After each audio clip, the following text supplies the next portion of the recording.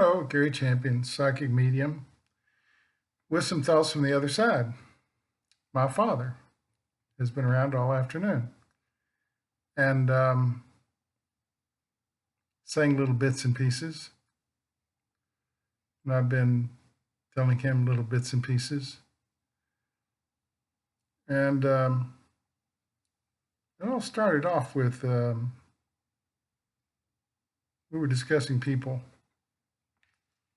I don't know, for those of you who aren't mediums or don't believe in any of this, go to another channel.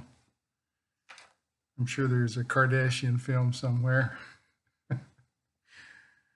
And I was saying to my father that what do we have to judge ourselves by in the world? And not how other people see us, but how we see ourselves.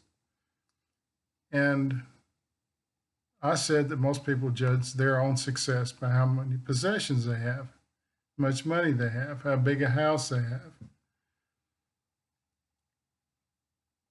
That's fair enough if that's how you want to live your life.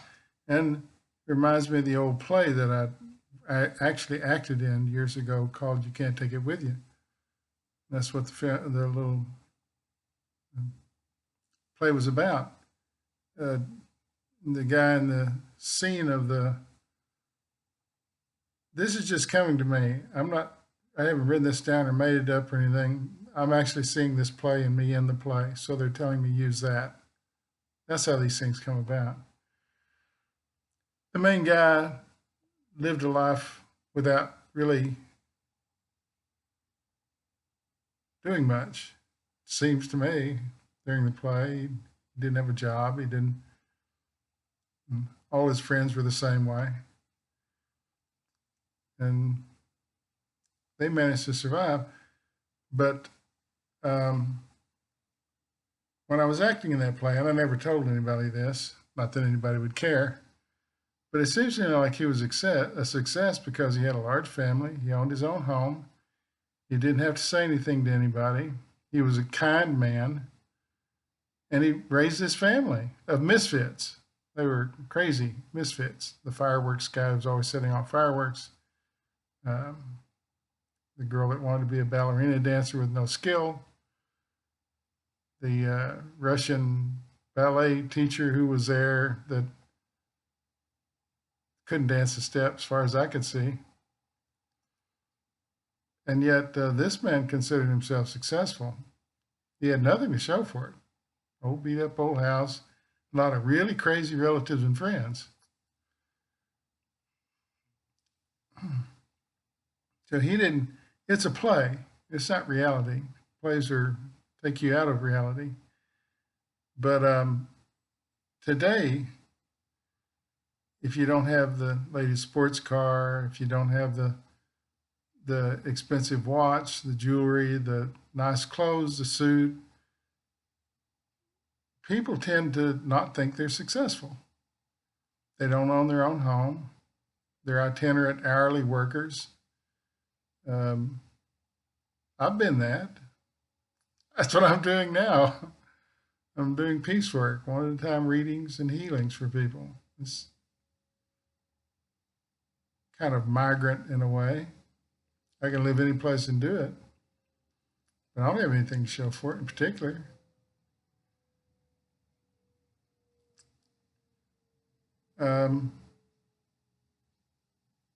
It seems to me, and this is my conversation, that someone can be successful and no one know it, including himself. Now, I don't think my father judged himself that way. I think that he was here, he did what he wanted to do. And the funny thing is, he made the last payment on the house the month he passed. He was at the end, I guess. Had a good life. He liked to fish. He liked to garden. He had his own garden. He loved my mother. Occasionally, they kissed each other and hugged. And some people would not say that they loved each other, but they did. They weren't looking. I say he always loved her, and she loved him. It wasn't a perfect marriage, but successful, yeah. Why? Because he raised 3 kids with one salary and saw us into school and beyond. We never suffered for food or clothing or shelter. We always had those things. So sometimes it was a little close. Occasionally the lights would get shut off or something, but he had a successful life. He was successful at what he did. Owned a little tiny 3-bedroom house the month he died. But he raised 3 kids on one salary. There's 5 of us. Mother didn't have a job. Mother was a homemaker, which was enough of a job. So I was telling him that I thought he was successful as a father, in that he was a kind person. He helped others.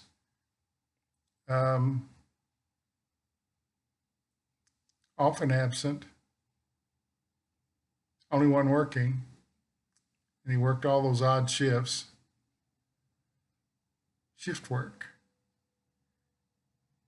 So those of you who don't own anything, you don't have the fancy car, you don't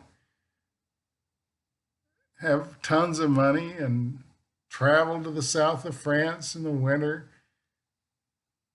that doesn't mean you're not successful. We need a new benchmark for what's successful. He seemed to have friends. And I don't live there, but my sister does. And she says long after he passed, people would come driving by. And when I talked to her about Dad, that he had done something for them years ago, he never told us about it. It wasn't on our radar. We didn't hear about it till long after he was passed. Anyway,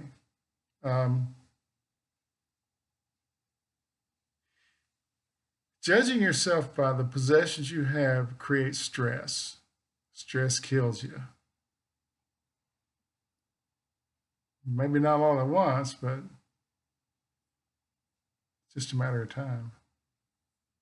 And generally you're not having a lot of fun. So hard, struggling so hard to get to the top of the mountain.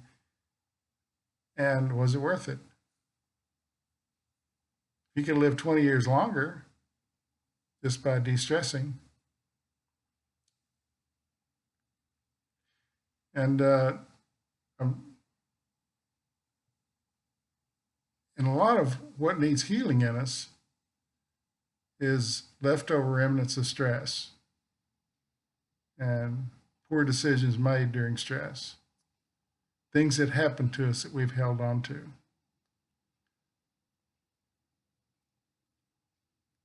He was stressed because he was the only wage earner in the house. Couldn't wait for us to leave home. So we were having this conversation. I was saying how successful I thought he was because he had raised 3 kids and a wife on one salary. And Mother did her part.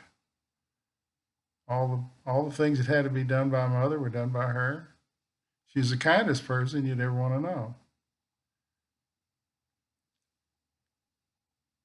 Traveling salesman found this out when she always was trying to buy pots and pans or encyclopedias from people. She shouldn't have been. We didn't have the money for that.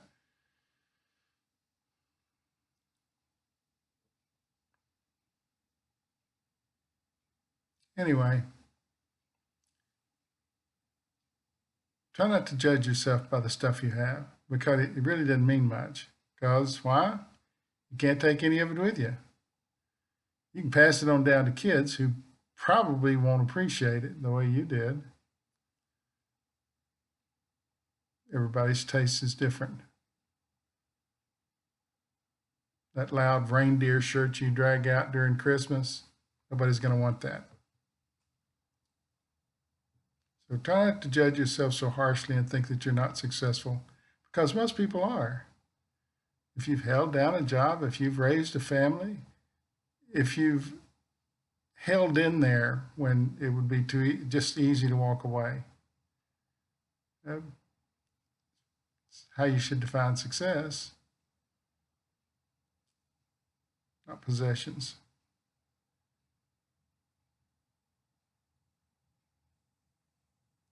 No fear, no regret, no anger. Thanks for watching.